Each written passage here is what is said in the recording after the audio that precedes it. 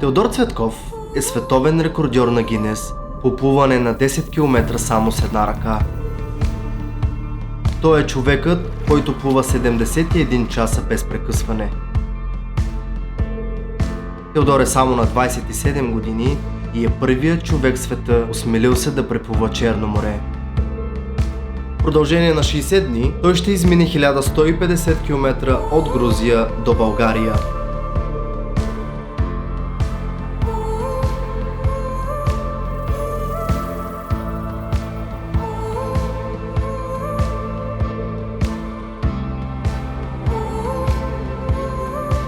Чрез своите благотворителни каузи, Теодор мечтае да направи света едно по-добро място, като насочва вниманието на много хора към решаването на световните проблеми.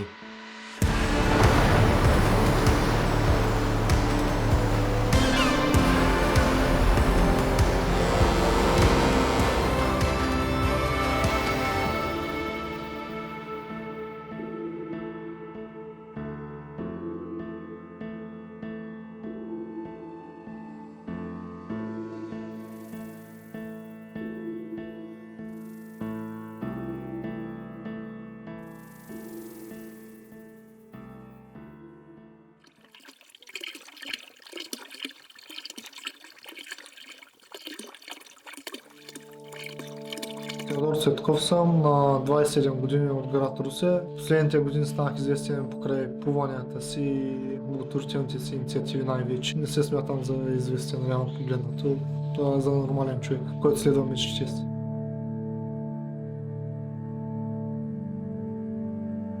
Можех да плувам както професионалисти, исках да направя нещо, което не мога и тогава започнах да се уча да плувам. Нали, без треньор, без нищо.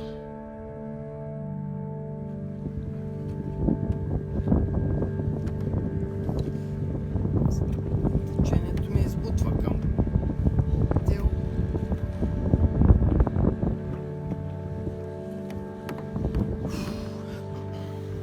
Много време съм прекарал в този гараж и много самотни тренировки съм имал тук в гаража.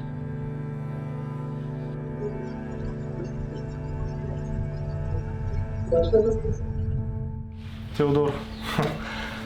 Теодор е жива легенда на първо място, или по-скоро на второ е жива легенда. На първо място е герой. Смятам, че точното нещо, което описва един герой на 21 век.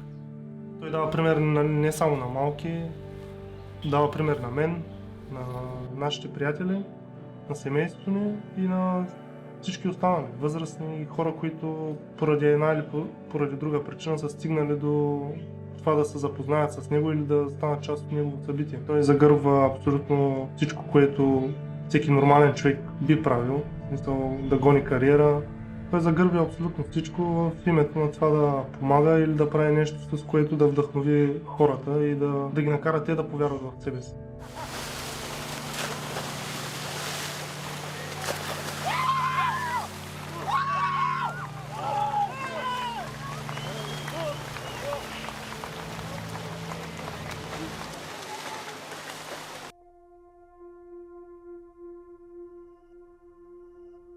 Родители, приятели и хора от града се събраха да подкрепят благотворителната инициатива на Теодор.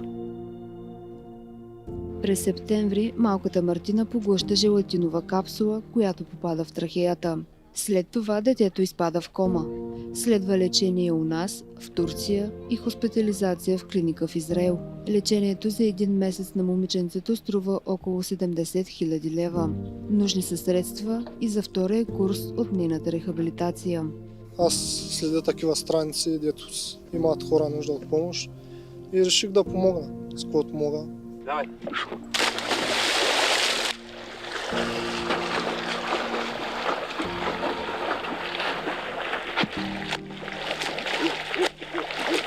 При температура на водата около 1 градус, младият мъж преплува 200 метра в ледените води на езерото Липник.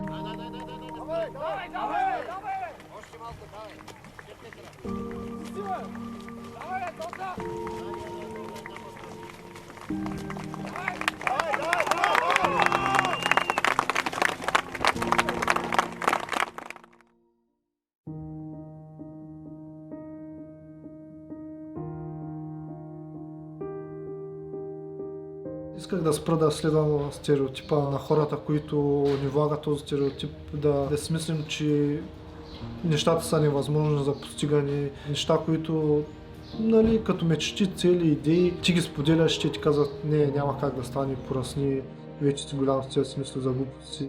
Но реално погледнато, не е ли това човек не трябва да живее, за да следва мечтите си, целите си. И тогава реших един път в живота, за да правя нещо, което искам да правя, нали, да помагам на хората, което и преди помагах, но да стане по-достъпно за всички хора. Подвих на брат си за идеята, за целта си и той се съгласи, нали, все пак ми брат. Беше леко опасна, споделих и на други хора, които ми помогнаха. И гледах се в огледалото и си казах, искам да я нещо повече от това, което виждам в огледалото и давах обещание пред себе си и пред брата си, че който да става един път в живота си, няма да се откажа. И вече 5-6 години спазвам това обещание и не се отказвам, който и да става.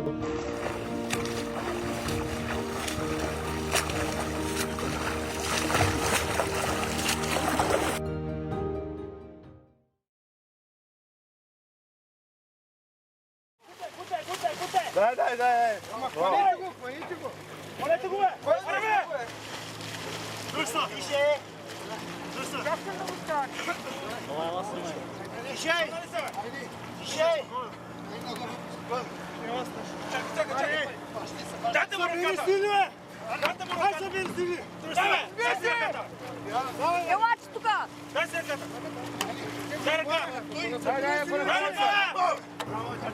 Иди на другия план.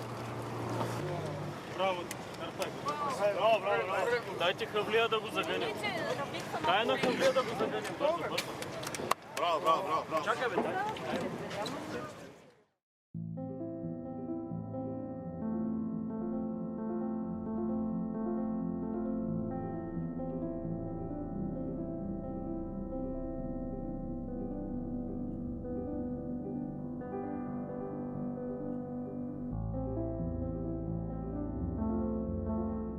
Тогава аз повярвах и за първи път в себе си, защото видях той какво направи. Нали, нечувано, нечовешко, заслужи рекорд на Гинес с това постижение. Преди това аз вярвах в нещата, които мога да направя. След това събитие аз започнах да ги правя. Това ми е дал най-големия пример. Накарал ме да бъда повече мъж, отколкото мога да бъда някога. В смисъл, наистина осъзнах какво е да си мъж. Може би на обяснението в тълковния речник на мъж, на герой, би трябвало да седи в едни малки скобки Теодор Цветков.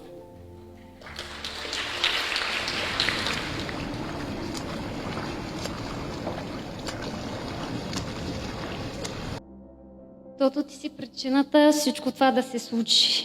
Ти си надеждата за мен и за още много други хора.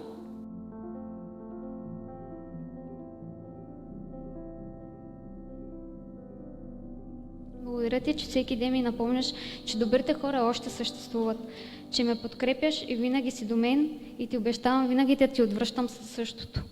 Бъди сигурен, че ще бъда до теб не само в хубавите моменти. Ще съм там, когато ти е трудно да станеш. Ще ти давам сили да продължаваш да се бориш за мечтите си и ще бъда онова малко гласче в главата ти, което ще нашепва колко се гордея с теб. Благодаря ти, че те има, обичам те.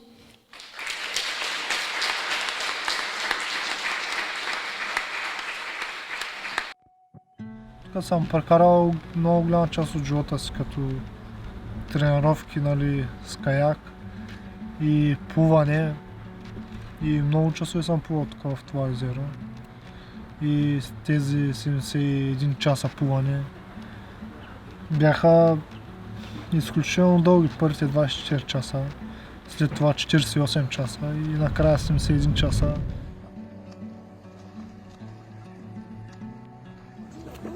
Давай, Тео, супер си! Подготовката беше много сериозна и съответно пък изключително напрегнато, емоционално бяха и тези 3 денонощия, които той страхотно постижение направи и рекордът е може би едно от нещата, които са толкова важни. Той остави нещо в историята на спорта, а и в историята на нашия град. За мен беше чест, предизвикателство, същевременно като медик и голяма отговорност също като медик да бъда поканен в неговия екип. Първоначално аз си зададох въпроса, да, окей, аз го познавам, приятели сме, искам категорично да му помогна, но трябва да намеря мястото си като лекар в подготовката на този маратон.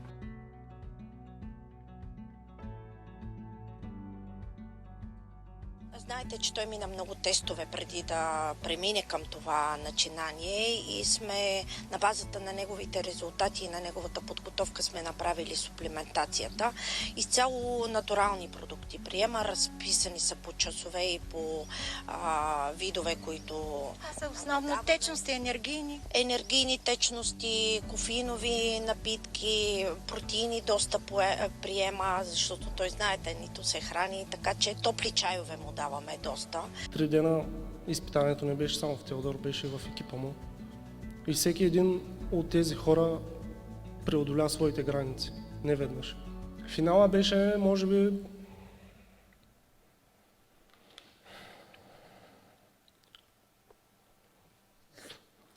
най-трудната част.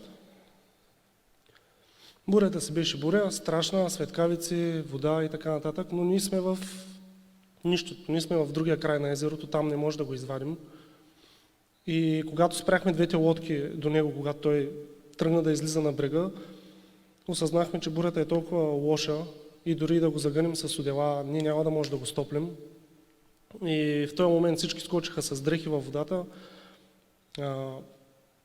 Аз си махнах горните дрехи и му казах да седи във водата, защото сметнах, че това е най-правилното в този момент. Защото моята цел, поставена от брат ми, е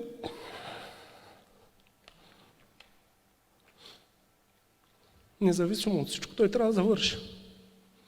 Честно казано, пред вас казвам, че аз не мислех, че той ще успее да не заспи в тези часове.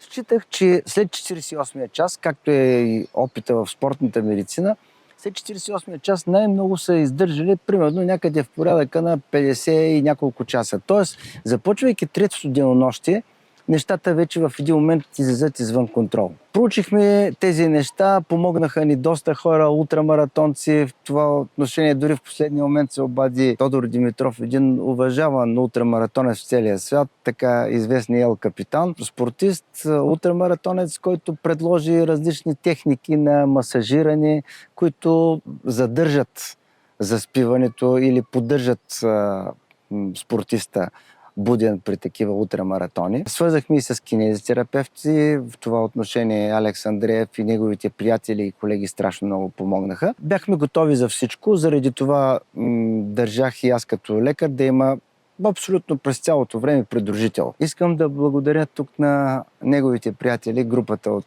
каякарите, които бяха непрекъснато до него, които бяха по 4-5 часа през нощта. Изобщо нощите бяха най-тежки. Другия проблем, освен съня, това беше опасността от хипотермия, защото температурата на водата беше 25 градуса, през нощта падаше с много малко, с 3-4 десети спадаше, непрекъснато мерихме температурата на водата, но температурата на човешкото тяло, независимо от това, че той е непрекъснато активен, нали, плува, непрекъснато има метаболизъм, който затопля тялото, в един момент може да се стигне до хипотермия.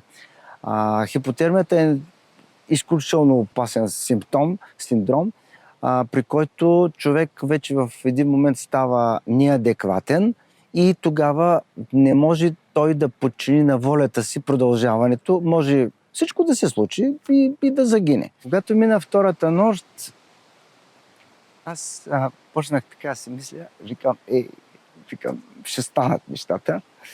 И почнах и сега го преживявам.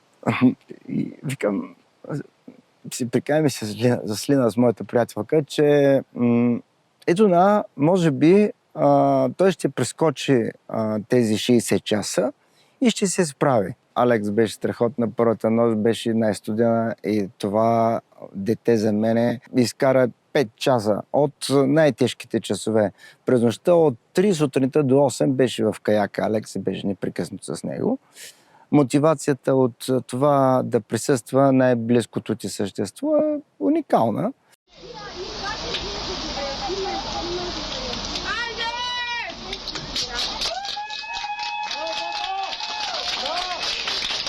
Третата нощ беше най-тежка за всички, но какво се случи през нощта? По едно време той беше така доста отпуснат, като че ли в един момент беше така на ръба, едва ли не да се откаже.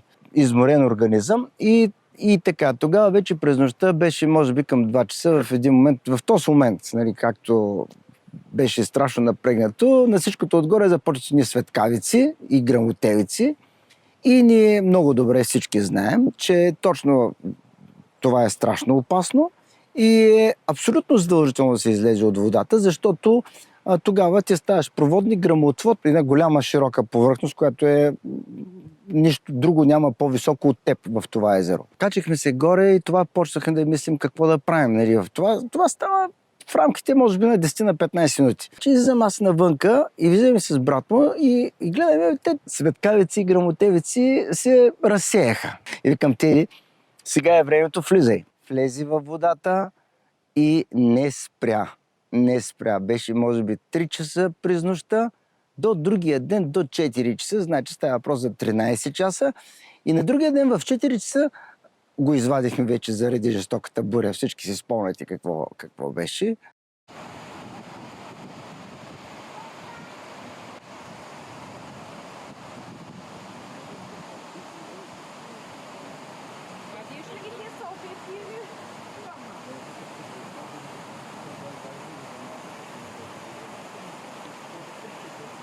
Можеше да ви кажа, когато излезе тогава, аз си мисля, че той можеше да продължи да плува още. Беше в много добро състояние, в добра кондиция, напълно адекватен. Излезе, всички го очакаха и всички знаете как продължиха нещата.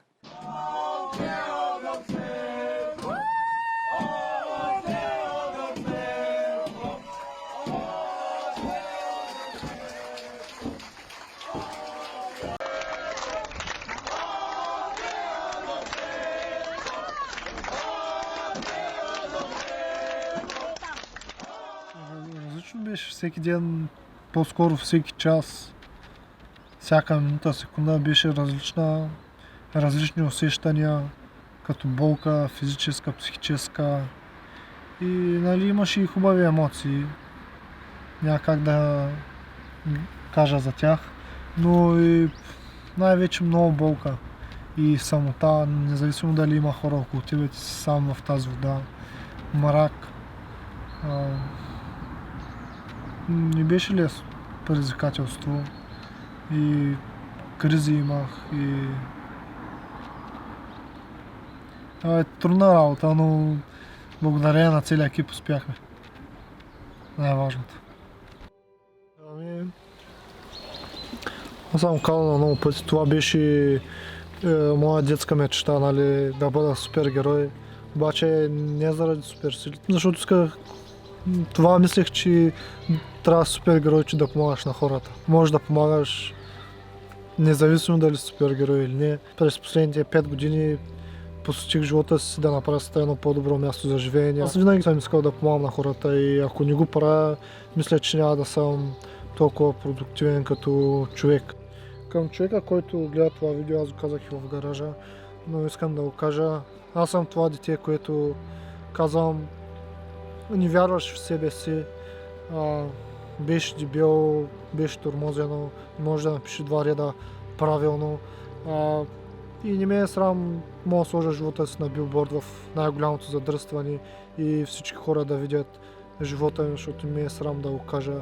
И искам да го споделя с хората, които са в същото положение, искам да ги мотивирам, че аз съм този човек, който успя и който направи невъзможното възможно. Има случаи, които емоционално се сринат, психически, физически си направо изключен, но и са единственият вариант, който ти се струва, е да се откажеш и си мислиш, че това е единственото нещо, което трябва да направиш, е да се откажеш.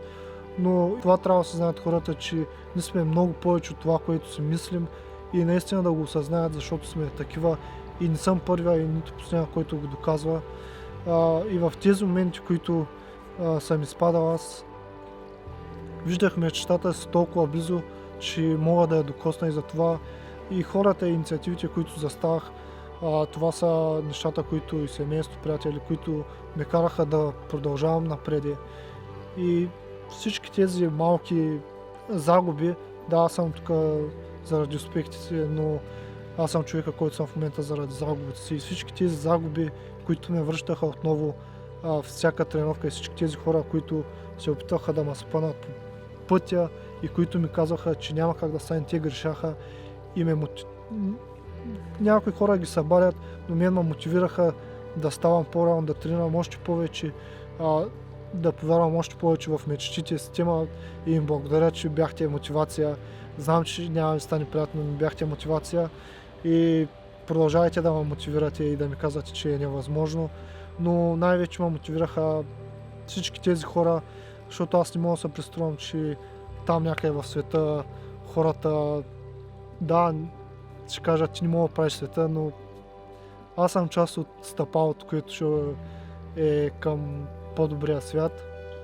Не е казвам, че пък знаеш, че може да стане, аз да съм човек, който да направи света едно по-добро място за живеене. През тези 5 години беше невъзможно, но вече е възможно. Така че е възможно според мен да станем по-добри хора и да подаваме ръка на всички нуждаещи се и да не спираме да вярваме в мечтите си. Защото в края на деня и в края на нашия живот, защото не сме безсмъртни, хората ще съжаляват за нещата, които не са направили и за мечтите, които не са сбъднали, за идеите, които не са осъществили и за целите, които не са направили. И трябва да рискуват хората. Да, риска е винаги несигурен, но винаги ще останеш с тази мисъл дали щях да успея. Но аз съм 1% от хората, които сбъдват мечтите си и 1% от хората, които няма да се питат какво ще да стане, ако бях опитал. Аз вече знам какво ще да стане. Аз и да се проваля, отново ще опитам, защото провала за мен е пътя към успеха и ни изгражда като хора. Помисли си да ми кажеш в най-прости думи, ако можеш да го събереш, какво е за теб успех?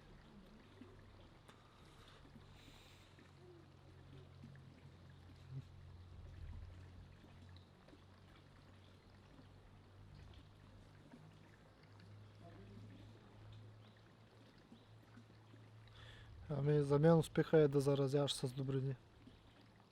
Това е успеха за мен. Друго.